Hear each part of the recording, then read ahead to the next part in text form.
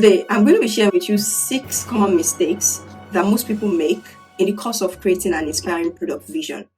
In addition, I'll be explaining briefly some of the reasons why we make each of these mistakes so that they can ultimately serve as guardrails for you as you create your product vision for your team. I'm Dayton from Savvy Within, and I help product managers lead successful careers and thrive at their jobs. Now, if you've ever been tasked with creating a product vision, especially for the first time, you will understand that it's somewhat daunting. You wonder, where do you start from, what it should entail, how detailed it should get, how high level it should be, all those things. But as you think about these things, there are some mistakes people make, so I'm sharing a bunch of those so you don't make them. First of all, I think it's important to understand what a product vision is. A product vision basically describes the future state of your users, which emerges from the value provided by a product to those users. So imagine you are wearing a pair of binoculars that helps you see enlarged images of distant objects. That's exactly how a product vision is. It enlarges the evolving future state of how your product solves problems for a group of users. I think it's also worth differentiating what a product vision is from a product strategy, which is how you intend to achieve the vision. So the bets you're making and the steps that you're taking to arrive at the product vision. Now, if the product vision is the pair of binoculars in my previous illustration, the product strategy is kind of like the map that gets you to what you see in the binoculars. That's the difference between the product vision and the product strategy. It's also important to note that neither the product vision nor the product strategy is a list of features. Now, there are a bunch of templates out there, but at the minimum, a typical product vision should contain the following elements: the target user, the market within which you're playing, your value proposition or key benefits, your differentiating elements, and your business goal. The reason why it was important to identify these elements of a product vision is that the mistakes are usually based on the elements of the vision. So what I'm going to be sharing is why we make mistakes with each of these elements most of the time. So let's get into it. The first mistake is too large or heterogeneous user groups. This means that it's not really clear which user you are solving a problem for. Basically, you're trying to boil the ocean and save everybody. An example of this is if your target user group is every parent in Canada. Different parents in Canada have different qualities and characteristics, and that is a very large heterogeneous group. The reason why we have too large or heterogeneous user groups in many cases is either because we have an insufficient or inadequate understanding of our users and their needs, or this is an inappropriate growth strategy. If we don't understand our users and our needs, we tend to target so many people and we don't narrow it down to a very homogeneous group. And if we have an inappropriate growth strategy, sometimes you're shooting your shots in all the places and you're hoping one sticks. This is usually the reason why we have too large or heterogeneous user groups. This usually results in unclear priorities, unclear features, and a heavy backlog because you're trying to solve problems for users who have different needs, different characteristics, and most times not so much in common. The second mistake in creating a product vision is having features disguised as user needs. This shows up most times when we are biased by the interesting features that we think our product should have rather than what exactly solves a problem for users. Examples of this is if your product contains statements like easy to use study plan. A study plan might be a feature. That is too far into the feature and very limited information about the user or their problems and the needs they have. The reason for this in many cases is probably because we have not framed the user's needs very well.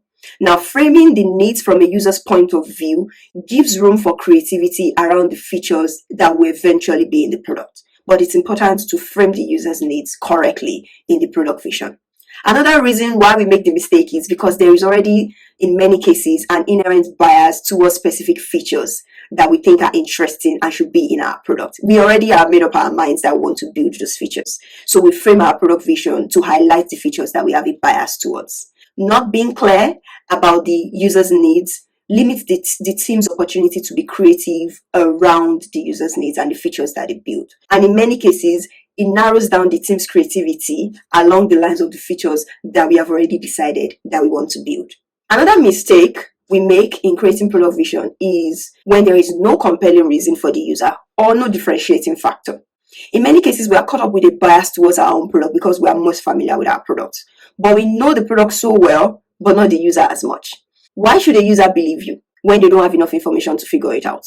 You need to make it clear how you stand out and why you are better than the alternatives. The reason why we make this mistake in many cases is also because we don't have sufficient market research and competitive understanding. We don't understand our competitors or the alternative ways that the user is solving that problem in which we might take advantage of to differentiate ourselves.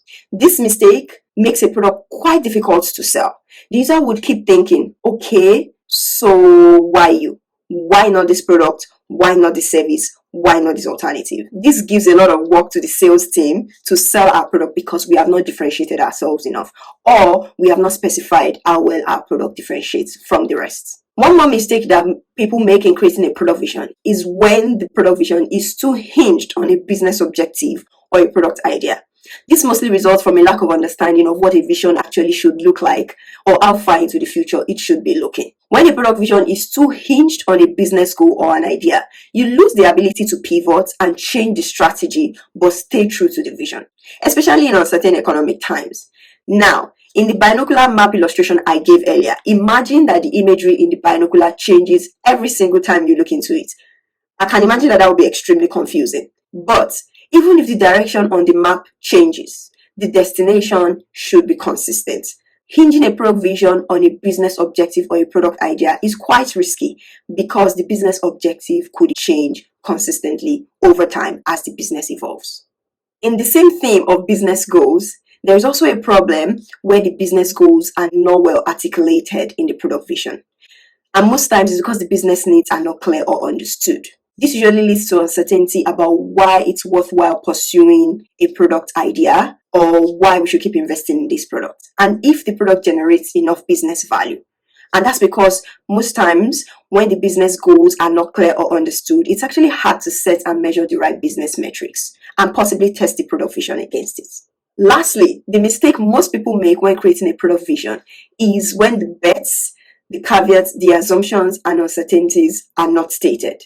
And the primary reason for this is sometimes we just forget. We just forget and we assume that everybody understands the assumptions that we're making or the bets that we're placing. Now, this is mostly for the team. And sometimes they take the product vision as gospel truth, as they should.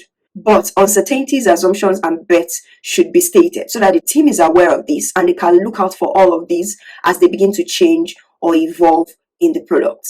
All that being said, I'm going to give one more bonus mistake that a lot of users make when creating a product vision, and that's if the product vision is not testable. When you highlight the risks and uncertainties in a product vision, we need to give the opportunity for those risks and assumptions to be tested. Riskiest assumption should be tested. That way, we can be sure that our strongest assumptions and our strongest risks are being catered to.